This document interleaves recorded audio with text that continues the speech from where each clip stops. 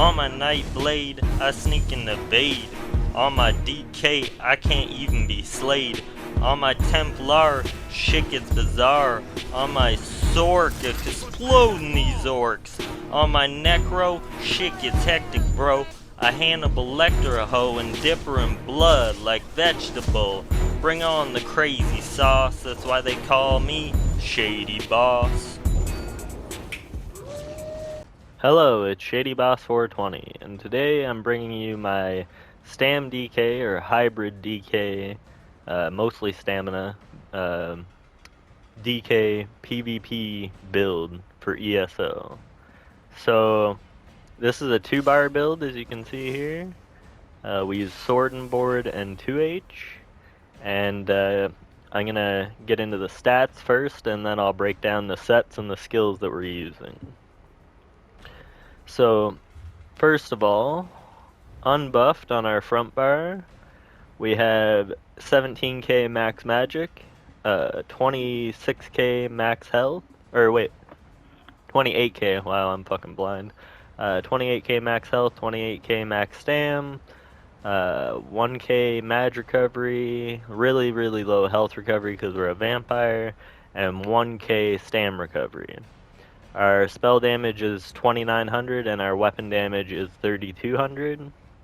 Our spell penetration and physical penetration are 7000.7, and our spell resistance and physical resistance are just below 19k, so just below 20k, and our crit resistance is 2400, almost 25. We have 5 points into magicka, 59 points into stamina, 0 points into health. The Mundus we're running is the mage. The food we're running is the candied jester coins. We are a vampire stage 3. And yeah, so that's the front bar stats. And the back bar, we got a little higher spell and physical resistance. We're at about 22, almost 23k physical and spell resistance. Our weapon damage is a little bit lower. Our penetration is way lower, but we're not really doing damage on our back bar. Well, we are, but not like with skills or anything. Anyways, our stats are pretty similar. Our health and stam go up to about 29k on the back bar due to oh, and the mag goes up to 18k on the back bar due to prismatic glyph on our shield. And yeah, so that's about it for the unbuff stats. To buff up with the armor buff on the back bar, that brings our spell and physical up to 28k, almost 29. And on the front bar, our physical gets up to 25k. Or physical and spell gets up to 25k resist. So then, when we're using Death Dealer's Feat, so I'm going to start combat here. And then I'm just going to stay in combat for a minute to show you what the health, magic, and stam maximum gets up to after a minute of combat.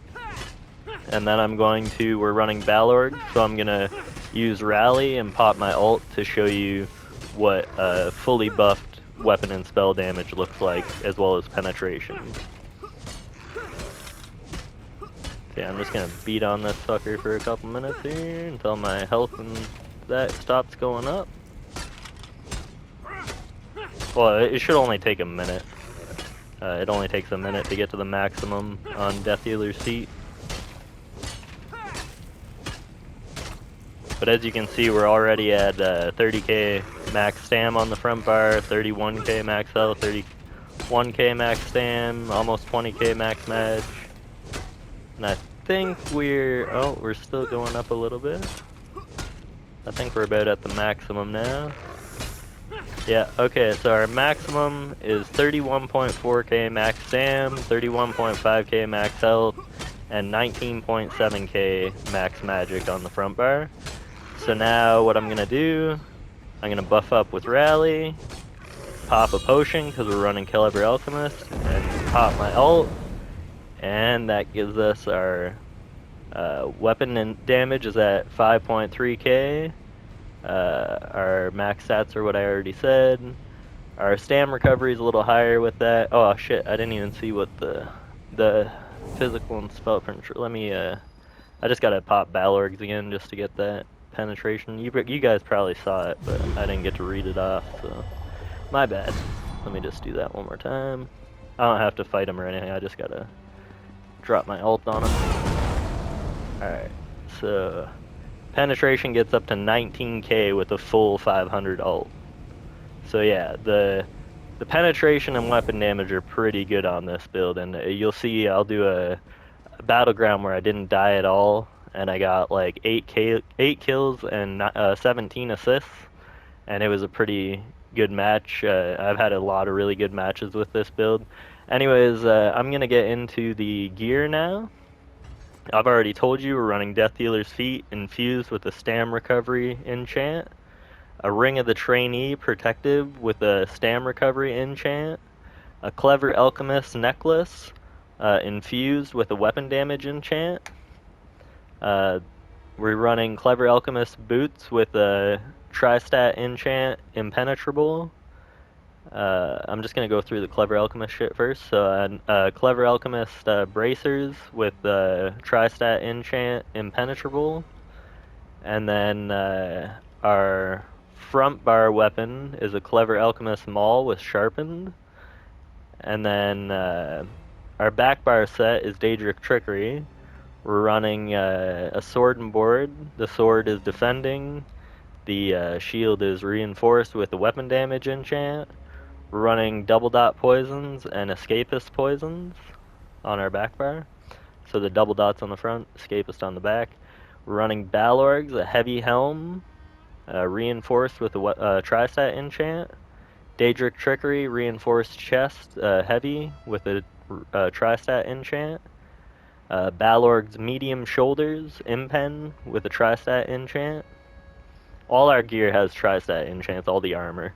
Sash of Daedric Trickery. So the sash is the piece with the least amount of armor. So if you put your light piece there, that'll give you the most bang for your buck, basically. So you put a light piece of Daedric Trickery for the sash with impenetrable and obviously Tri-stat. And then heavy legs of Daedric Trickery reinforced with the Tri-stat. So I think I went through all the gear there. So basically how this works is when you're on the front bar, you want to make sure you're in combat and you pop your potion, and that'll increase your weapon and spell damage by 600. Then when you're on your back bar, what you want to do before you switch to your back bar, try to either pop a Noxious Breath or a Venomous Claw, and then switch to your back bar. And what'll happen is, see, I just got Major Expedition from Daedric Trickery. So while you're doing damage on your back bar, even if you light attack or whatever, every 8 seconds or so you get an extra major buff. Now this set might get nerfed next patch due to Nocturnal's ploy, but I'm not going to get into that in this video. Anyways, for now it's working really good. So I'll get into the skills now. So, on the front bar, we're running Venomous Claw. We're running Flames of Oblivion. We're running Noxious Breath. We're running Molten Whip. We're running Rally, and then Take Flight. You could change Take Flight to Ferocious Leap if you want a damage shield after you leap, but I use this more as an offensive ult, where I use my back bar as my defensive ult. So, on the back bar, we got Resolving Vigor, Coagulating Blood, Hardened Armor. The shield on this is actually really good this patch. I'm really liking it. It's so much more survivability, especially with higher max health. Like, I don't even think I'm not even at my max for max health right now. And the damage shield on this is like 9k, because it scales off your max health, so... yeah, that's really good. And it also returns magic damage to enemies that direct damage attack you within melee range. So that's pretty good too. And then Shielded Assault. This is our gap closer, our stun, and it is also a damage shield. So this is a really powerful skill. I was using Fossilize or like the Shattering Rocks morph, but I think Shielded Assault is way better in my opinion because it's also a gap closer. It is, I believe it is blockable and dodgeable, but it still works really well. And then Elusive Mist. This is our immunity thing. We get when we're in Elusive Mist, we can't be stunned or immobilized, and it also gives us major expedition if we don't already have it from Daedric Trickery. And then it also reduces damage taken from players by 75%. It does cost a decent bit of magicka to use, but if you use it properly, it can work very well.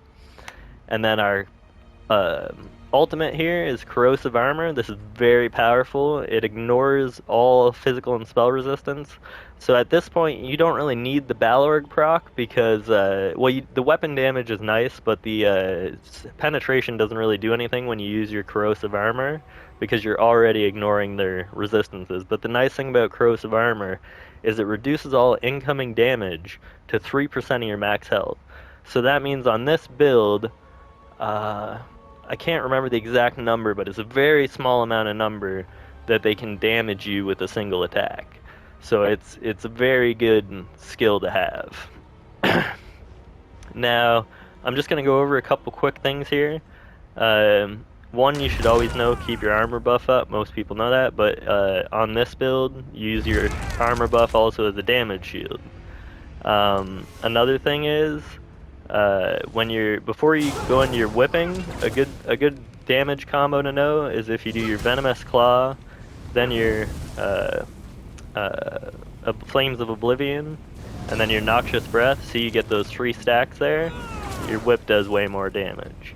And you could also do Venomous, Oblivion, Noxious, and then you could do a leap into a whip. And that would increase the damage of the leap as also increasing the damage of the whip. So that's a very powerful combo. You can pretty much one-shot anybody if you get that combo. And on them, like, hold on, let me show you here. I'll get my ult up. And the higher ult you have, the more damage you will deal when you pop your ult, due to wearing Balorgs. So I think I'm in combat here, give it a second.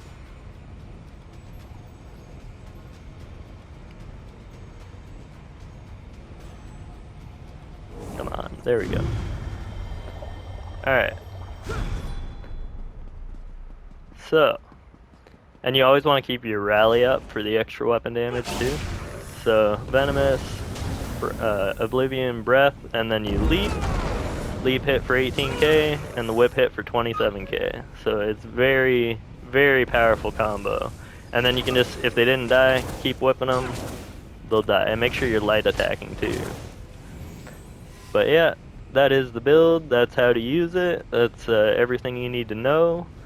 There is a couple alternatives for food. You could use Orzega's Red Frothguard. This will give you health and mag recovery. The Candy Jester coins give you max stam and mag recovery.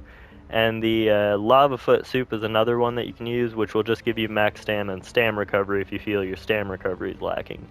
I find the stam recovery with the setup I have here is good, so I run Candy Jester coins for extra max stam and extra mag recovery. So I'm gonna play a gameplay clip of that really good battleground I told you about. I've had a lot of really good battlegrounds with this build and having a lot of fun with it. So I hope you have fun with it too. Alright, I almost forgot. Anyways, you need these champion points. So for your slottables for the green tree, doesn't really matter. Make sure you get break fall though. For your slottables for the blue tree, this is important. You want to get resilience and ironclad. You want to get exploiter, and you want to get deadly aim. For the red tree, you want to get boundless vitality, fortified, sustained by suffering, only put 10 into mystic tenacity, so your elemental status effects last longer on you, and get survival instincts. These things will help you out tremendously. Focus on your slottables first if you have low CP. If you have high CP, get all these passives that you can too. Alright, there you go.